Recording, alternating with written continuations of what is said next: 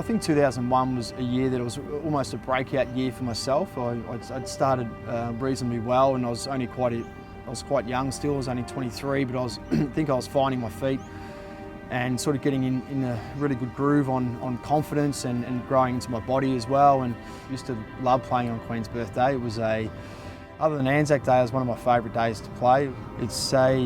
Holds a special memory for me. I still remember Tarkin Lockyer coming out in the middle, kicking the ball as quite a high mongrel punt, and I've taken off from the goal square. There was a large pack sort of forming. Lockyer's kick inside the 50. Big one! Tarrant over the top. What a mark! Could well be the mark of the year, that one. Chris Tarrant. When you're going for a mark like that, I think you have your eyes purely on the football.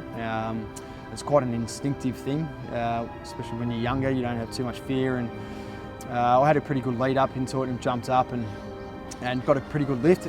Came down. I still remember sort of coming down quite awkwardly. It was over the top of the pack and landed quite heavily on my back. But then you get the roar of the crowd and anything you're sort of feeling pain-wise sort of goes away quite quickly in front of the Collingwood faithful. And I remember standing up, and they showed the replay on the big screen, and you can't help but have a quick look at it yourself, and you hear the crowd roar around the outside. It's an amazing feeling when that happens. And fortunately, I went back and kicked the goal as well, which was quite important because we were up that day, and that sort of gave us a little bit more of a lead, and we ended up having quite a convincing win against Melbourne. So yeah, it's a special moment. So every Monday when you look back on the games you played, it's always holds something special to me. So there was a little bit of media interest after the mark, and it was a couple of interviews, and I still remember going on the footy show that Eddie had organised, and I really didn't want to go on because I was quite a shy kid, but the persuasive Eddie as he is, he convinced me to go on, and that was actually the time where Sam Newman threw the pie in David Swartz's face, and Eddie's sitting next to me and he's dragging me away. And good thing about that, I didn't have to say a word, so I was pretty shy anyway, so that worked out quite well. It was being judged as Mark of the Year at that stage of the season. It was only quite early, obviously, so it was a fair way to go.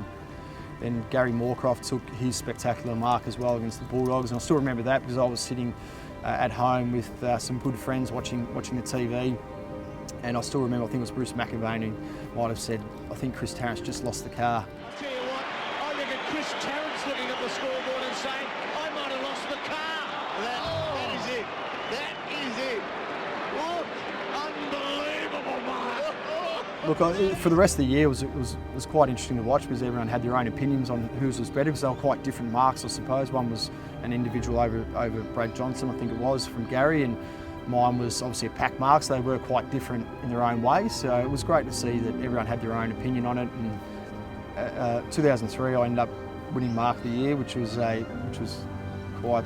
quite enjoyable after losing it in 2001. Not that you ever sort of set yourself out to win those things, but I did enjoy my younger days trying to sit on people's shoulders. And as I got older, it sort of went from their shoulders down to their knees, unfortunately.